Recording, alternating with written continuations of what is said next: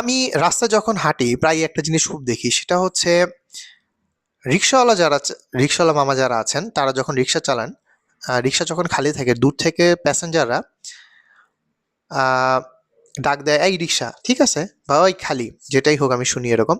তারপর তারা তাদের কথাটা হচ্ছে, এই তুই যাবি নাকি, বা এই তুই ওইদিকে যাবি নাকি, বা এই তোর ভাড়া কত, বা তোরে কত দিব।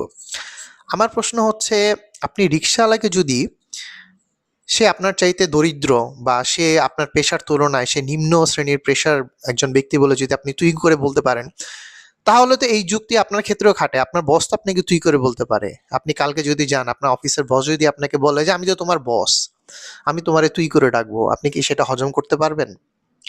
যদি না পারেন, তাহলে আপনারও কোনো অধিকার নেই একজন রিক্সাওয়ালাকে তুই তুই করে করে কথা বলার। কারণ একটা পেশার তুলনা করে আপনি কাউকে ছোট করতে পারেন না। আপনি অবশ্যই তাকে আপনি করে বলার একটা দায়িত্ব আমি মনে করি। সুতরাং এই আমাদের মন মানসিকতাটা পরিবর্তন করতে হবে। তিনি রিক্সাওয়ালা, তিনি ভ্যান চালান, তাই বলে তাকে আপনি তুই করে বলবেন, তাহলে আপনার সুপিরিয়র যিনি আছেন তিনিও আপনাকে তুই করে বলার অধিকার রাখেন, কারণ আপনি তার নিচে বা তার অধীনে চাকরি করেন।